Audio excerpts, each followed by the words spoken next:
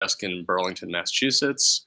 And so this is episode 37 of our Help Desk live series. We actually have kind of been off for a while. We just didn't have as many video conferences, but we're happy to have another one. So I'm just going to let my students introduce themselves, and we'll let the folks from the other school introduce themselves. So go ahead, Gatti. Hi, I'm Guthie Aher, a senior. This is my second time with Help Desk.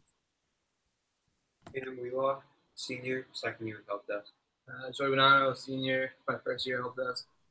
Anthony Ballerin, senior. This is my first year at Help Desk. All right, I'm gonna have the folks squeeze a little bit more because like the microphone might not be picking you up. So. Okay. All right. Okay, and I'll let you all introduce yourselves if you could. Sure. I'm Corey Hayes. I'm the Humanities Instructional Innovator at Merrimack Valley High School, and I'm co-teaching the Help Desk. Deanna Irving. I'm a chemistry teacher and the STEM innovator here and the other co-teacher of the Help Desk.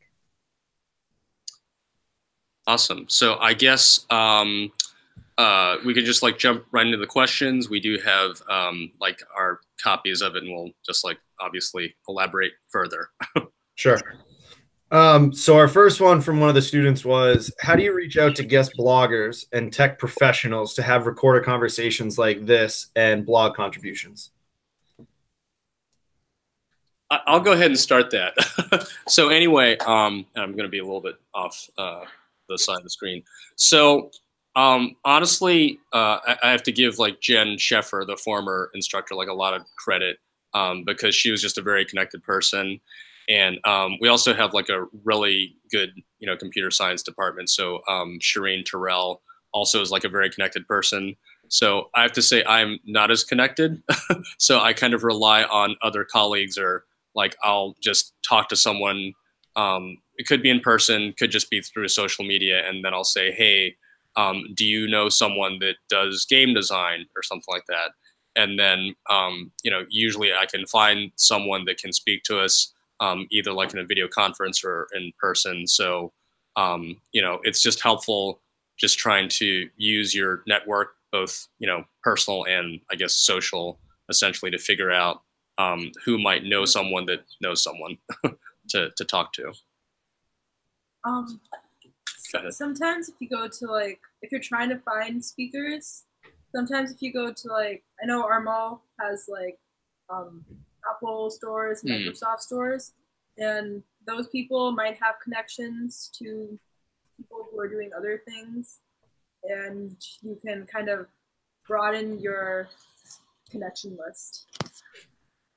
Cool, thank you. So our next question has to do with what do you think makes the Help Desk helpful or useful to the people who would be utilizing it? It's pretty accessible. Like it's right in the school. You have to go out to like the mall, for example, to average Apple store, and the students are your classmates, so it's pretty friendly. They probably have the same issues as you, so it's good that they both have a common enemy in a way. But, what was that last part, sorry? I like jokes, so. Like if there's a technological problem, typically on a school device, it's probably a common enemy throughout you and whoever's here for it. You guys are fully one-to-one, correct? That is correct. Yeah. So students have iPads, although it's a little confusing because last year's freshmen got Chromebooks. Okay. Sorry, I'm just going to adjust this back to me. And so essentially, we thought we would see how that would work. And actually, it was really the majority faculty decision, although it wasn't the vast majority. So we went with Chromebooks for the keyboard, plus we're Google District. It just didn't work out great for us because I think we kind of missed some of the apps that we had from the iPad. And, we just had some reliability issues with the Chromebook. So we actually ended up switching back to iPads for the freshmen this year. So does that mean seniors, juniors, and freshmen have iPads, and there's the one class that has the Chromebooks? Yeah, it's sort of an odd situation, but as far as the budget goes, we weren't able to you know, either like sell those Chromebooks and get iPads. I think that would have been ideal. So unfortunately, we're not able to do that. But you know, I think we're making do. It's not that we weren't using Chromebooks or that we just don't like them, period, because the library actually does have a lot of Chromebooks that they check out, but to students, but it just wasn't really kind of working out for us the way that we thought. So that's why we made the switch back. I have a piggyback question to number 2 about what makes the help desk useful. If you were giving advice to us and you were trying to think about the top 5 characteristics of your help desk and trying to pass those along to us, like make sure it's in the library or make sure of this or that, can you give examples of things that are like crucial to the success of your program? I think the most important bit, I think something that we do really well, is making sure the teachers know about us. Like, we regularly have teachers coming in, like, with, I don't know how to use this app, or can someone help me troubleshoot this? And teachers come in and, like, students or Mr. Wong can help them with their problem. And then teachers have the teachers, like, they talk among themselves, help desk reputation like goes up, and then students also come in because like teachers have had success. So I think reaching out to the teachers is like a huge part of this. Great. Are there any others? I definitely think like putting it in a, like if you can, like try to put it in a place where a lot of people can see it and like they know where to go. It's a common place. Mm-hmm. So like a lot of people, if they have issues, they know where to go for them. Okay. Great. Cool. Thank you, guys. So this goes off of what you were just kind of talking about there. Then, how do you feel that communication with teachers? Are they able to get in touch with you immediately? I know I saw something online about the chat bot that you were creating, which was pretty amazing, honestly. So how is that working? It's not up yet, but I mean, so what are you doing with the teachers to get them in? Well, with the teachers, a lot of the students are just like help desk members are in their classes. Okay. You can like ask them immediately there if they have a solution. If not, you can bring it downstairs to like the library, get it checked out, and then we have a ticketing system. So they can put their like iPad or MacBook or whatever it is. Okay. Emergency, we can look at it right away or not. Do you guys feel like you're always on, like you're always representing the help desk when you're in your other classes, or do you feel like you're only the help desk person during the hours with which you're working at the help desk? No, all the time. I help students with their Macs, like on iMovie if they're doing a project in class, or You're the go-to. yeah, like whether they can like upload a photo somewhere, and they just simple stuff that you just know more about than they do. Yeah. So you mentioned the AI chatbot. I'll actually let Gati talk about that because she did quite a bit of work, and actually Kim as well. The guys that are newer, we haven't really kind of introduced those Okay. ideas of what that was, but I'll let her talk about it. She worked on it pretty extensively. Yeah, so I was the lead for that project, and basically Mr. Wong had reached out to ISTE. Correct. Yeah, actually, ISTE reached out to us technically, but then we were very happy to be part of like this pilot project. But I'll let you continue. Yeah, so they had given us some like basic documentation to create a chatbot, and the version that we have up right now, it's not intelligent per se, but it can answer questions given like selected responses. So we put together like the list of like the 5 most common like issues that showed up.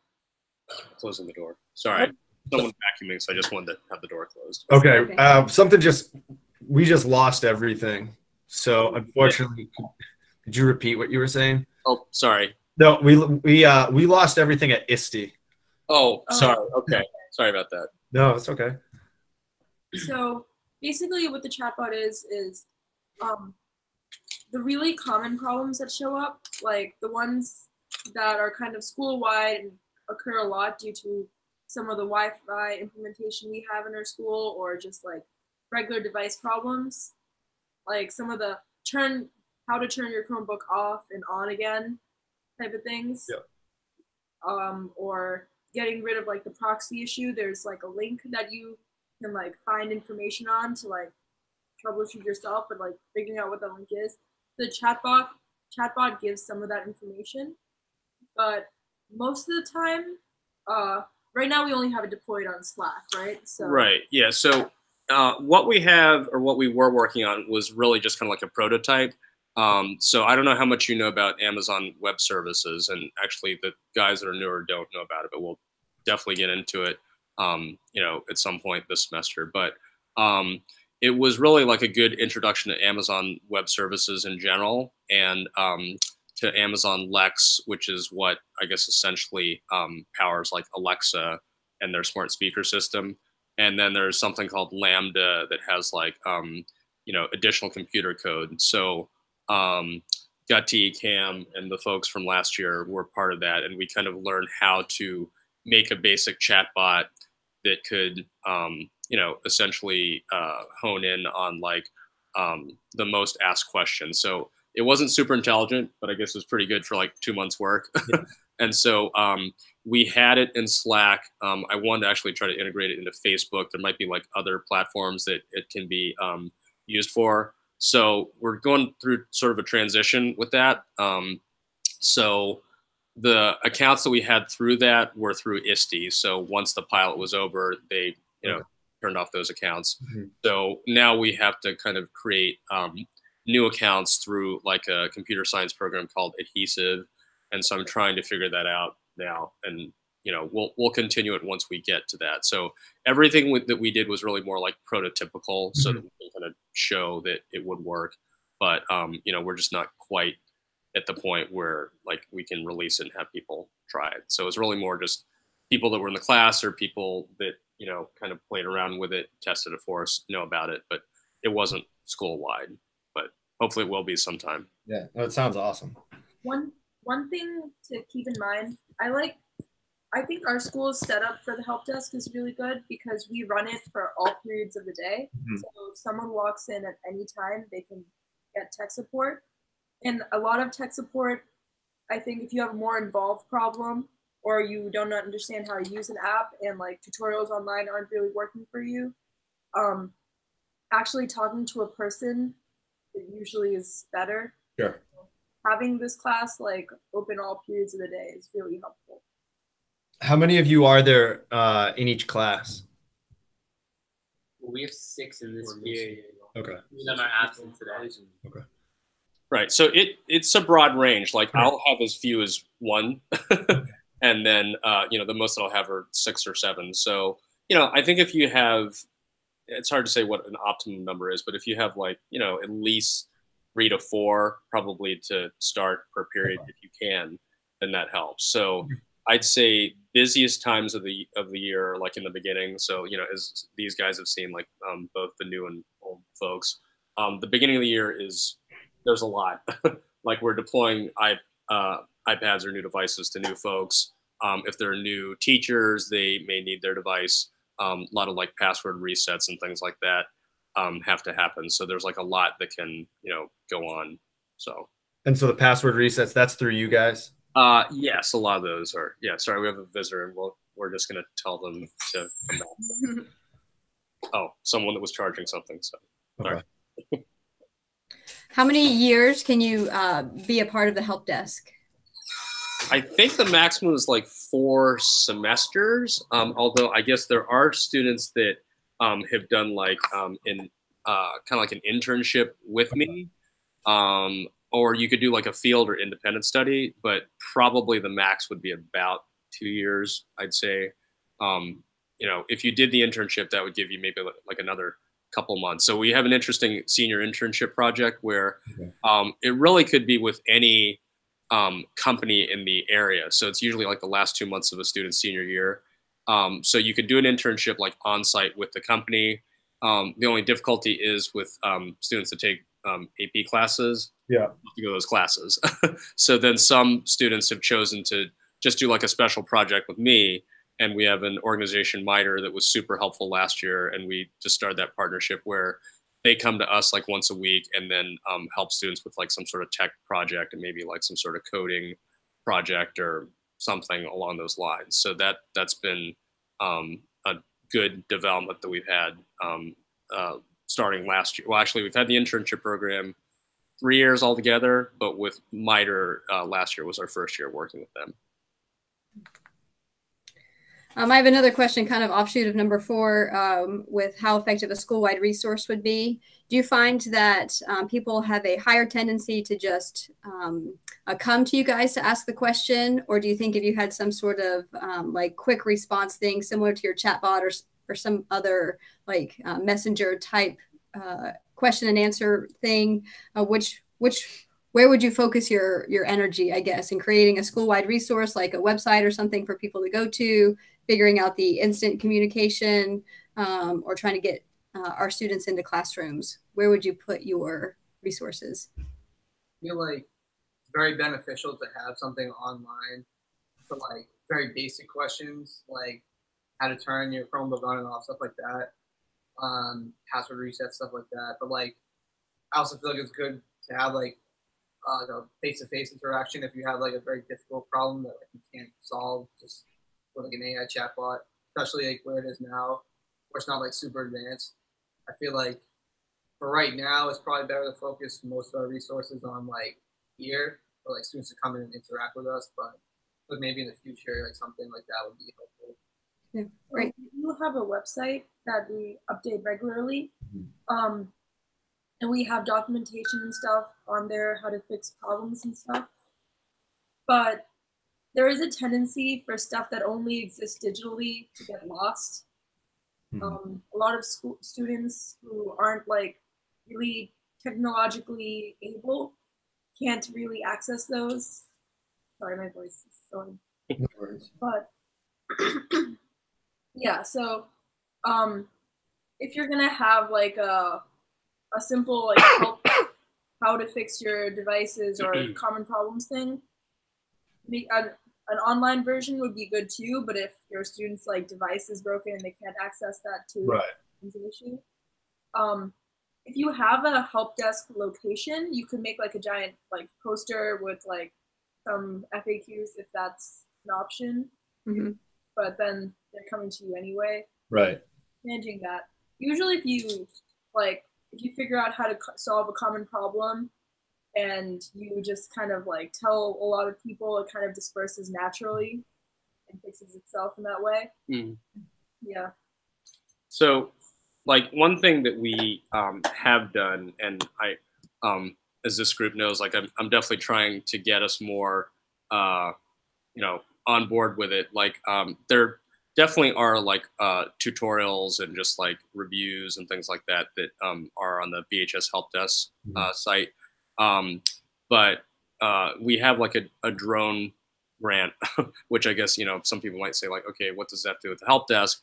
But, I've tried to sort of expand the help desk a little bit so that if, we have periods where we're not doing as much kind of traditional help desk stuff, we just try to look at other interesting technology. Drones is an area just because they're very cool, but then they're also like coding connections to them as well. So I've been trying to get these folks and like my other class periods to kind of put together some video tutorials on that, because we think there are definitely like other departments that could use them for their like, photographic and video capabilities, or if they want to just learn about some interesting things with physics with drones or, coding. I think it connects to like a lot of things in the curriculum. But since it's somewhat of a newer technology, people may not know about it. So I figured a good way for us to help people understand is to have like some video tutorials, which we're sort of in the process of making right now. Okay. And a little bit off of this, do you find do the students in your help desk go out to the classrooms? Because one of our things is, as we're both the tech integrators, we're working with teachers too. And so we're bringing our students into classrooms. So if we're showing them a new extension or app, we're going to show it, and our help desk students are also going. Do you guys go out into the classroom for that too? Bringing kind of the teaching lessons out to a classroom rather than just waiting for them to come to you? Yeah, I think that definitely is valuable. I'll be perfectly honest in saying, like, we haven't done that as much as I would like. I mean, I think Cam, we did go to like a physics class last semester. Right. And actually, yeah. So actually, a couple of these guys. We did the velocity versus time. Yeah, I don't know if you want to sort of give that. So we've done it a couple of times, but okay. I'll let Anthony kind of explain sort of like what we've done. We were kind of with Cam and who else was with? Dan, I think. Yeah, I think. Either way, we brought they brought the drones into our physics class, and we did like velocity and like acceleration, time graphs, and then we'd predict what would happen, and then we kind of like watched the scanner as it went, and then it's a new way to learn. Cool. More exciting than like traditional. Just talking about it. Cool. Thank you. You ready to move on to this one? Yeah. All right. So our next question is, how do you interact with other students or broadcast your services to the school? And we talked about that a little bit, but if you could just speak to it one more time. I think we're established enough that like people just generally know, hey, if I have a tech problem, I'm gonna go to the help desk. We also have the website. We have a Twitter account too. We do, yeah. It's at BHS Help Desk. So it's kind of interesting thinking about like the whole social media thing. I think we definitely could have more of a presence, rather.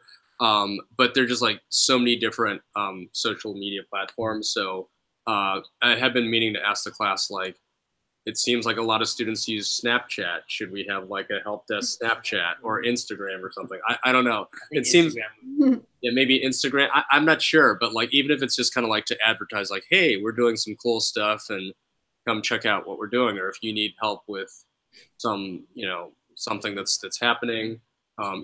Today we actually had a session on digital writing because seniors. I guess starting from last year and continuing into this year and beyond, their senior research project is really going to be more like a digital multimedia project. So we had like some workshops to kind of get students thinking about that. And I'm imagining that like help desk students will probably have a role in kind of helping people figure out like, how do I use this software? How do I go about putting together like a podcast or photo essay or, documentary, what have you. So, it's making me think like if students are interacting through a certain medium that's not kind of what they like, not to say like websites are boring, but social media might be more exciting, might be something that they'll look at more often. And maybe we need to kind of start thinking about those other accounts and creating those accounts and using them. Cool. Thank you. So you could go for. Yeah. So then our next question is, what adaptations can be made to the help desk to make us increasingly more efficient? So I know this one's hard because you had mentioned that you didn't start it, so the first year experience, but even if it's just from your first year to your second year. Okay. Yeah. All right. So yeah, the students are just whispering like, I don't think that question was on there. So I don't know if I missed that or whatever. Okay. So I'll try to answer that the best I can. So I try to give a very, first of all, like brief history kind of the help desk. So in the beginning, I guess, which was 2011, we're not like a really giant district. And so when the high school decided to go one-to-one, I think the IT department kind of panicked because it's really only like, honestly, like 3 or 4 technicians are like, okay, we cannot prepare over 1,000 iPads and help people troubleshoot them and do all this stuff. Like, we need to do something. That sounds similar. Yeah. So then I guess the answer is like, oh, let's get students to do it. So I hate to but other than that, like it was a way for students to really do kind of like some good hands-on work. And, everyone was very excited about the iPad program, as I understand it. So this was before, I came. But that's sort of my understanding of like kind of the genesis of the program. And then I think as time has gone on, I like to think most of the community is like pretty tech savvy. I mean, not to say that there aren't kind of like the basic tech things that kind of, will come up, whether it's like passwords, things not working, school devices sometimes are configured a bit differently. Right. Too. Yeah. So I think, what I've tried to do is figure out other projects that, they may not necessarily be like help desk related, but they are, technology related. They are, related to computer science. And we have like a big push more like towards computer science because, when you get down to it, it does relate to careers that the students may be interested in. So I think that's where I've tried to branch out and just, introduce other things. So, talk about the drones. We have other devices here. So we have like Raspberry Pis, we have Arduinos, even something as random as like the Nintendo Labo. I don't know if you know what that is, but like, the students have enjoyed kind of learning about that, but they do have connections, and, who knows, down the road, they may connect to like other, learning that classrooms are doing. So I try to mix it up. Not saying that it's not, fun or exciting to do kind of the traditional help desk type stuff, but I think what I've tried to do is just, look more broadly and say, hey, let's look at some other interesting, devices. Let's see how this can connect, and, how we can learn from it, and maybe just like help other people learn and understand it. I guess that's what I've attempted to do, I guess, over my 2 years here. Do you assign groups of students a project, or do they volunteer for which project they'd like to participate in? I'd say it's a little bit of both. I really try to go with student interest. So I don't know. I'll let you guys talk. Like this. So we're doing the drone project. You, Patrick, and Joey. So we have an interest in drones, but Gotzi likes coding, so she's gonna do her own coding project while we learn how to make videos on drones and like tutorials about how to use a drone, safe to fly a drone, everything in there. Yeah, so I think we have a post like on our help desk site, but essentially, safety, operations.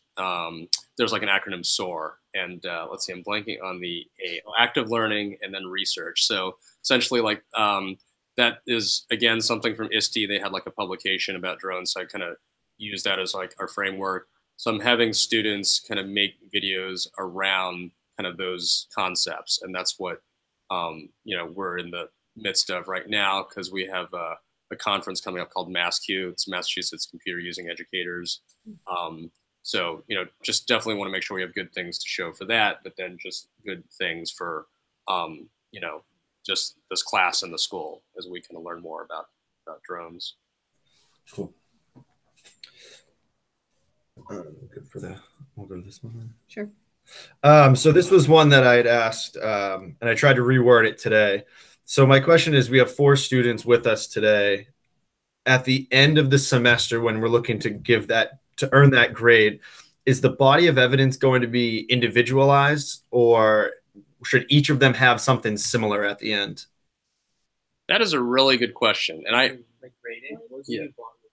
Like your website? So body of evidence meaning like all of the things that you guys have done. Like what's the evidence to show that you've learned and you've done good work, I guess, on the help desk. I guess, is that kind of what you're asking? Yeah, so it sounded like there's a group here that's talking about their interest in drones, and then we have coding. Yep. So obviously we're looking at different things, but is that going to somehow be put into the same kind of outline in terms I know looking at your information, you have your blog, that ILE. So is it just each of those 3 things is going to be shown somehow through their interests, or? I would say yes. So, the blog has been kind of interesting, and like, I'll be honest, like I think I've gotten like different sort of opinions on it. So like I've really tried to expand it to, so largely like what students do is like a weekly reflection. Okay. So what I've tried to do is like, make it something where, okay, if you're interested in a particular area, maybe make your blog around that theme. And so this is your lunch period, right? No, we have class.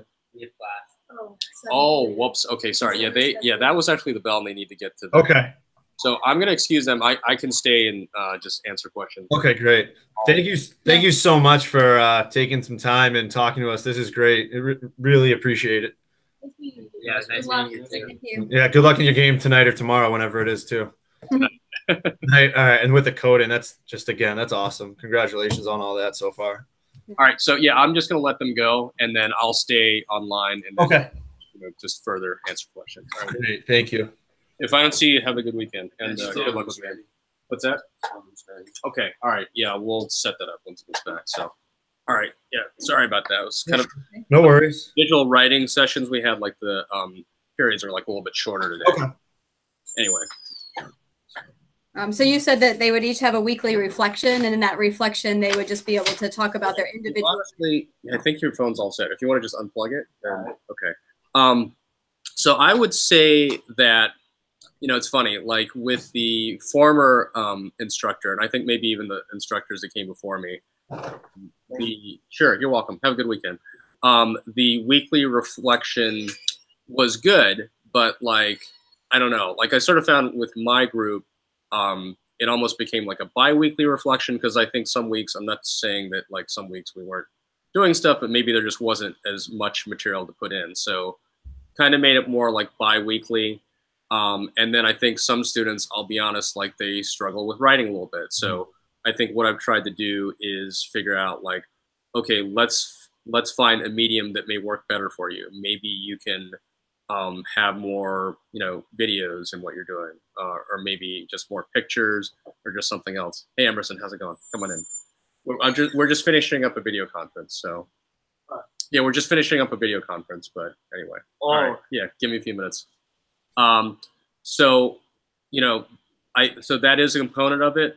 I'll be honest, I think the individual learning endeavor probably has taken more importance. So I would say, you know, the way that I've kind of put it numerically is that the ILE is more like 33% of the grade, because I feel like some students, like say Gatti, it was just a huge part of what she did in terms of, you know, working on that AI chatbot project. And that's also on our website. You know, we went to the ISTE conference, and she went with her parents, did an amazing job putting together all the materials, obviously doing all the coding work, presenting at the actual conference. So, you know, to me, like I almost based her entire grade on that, yeah. Just because she put so much work in it. And you know, how many students present at an international conference? Yeah, no, that many, and it was a real feather in her cap. So yeah. So you have some autonomy to kind of make it fluid to what really fits best with the group that you have.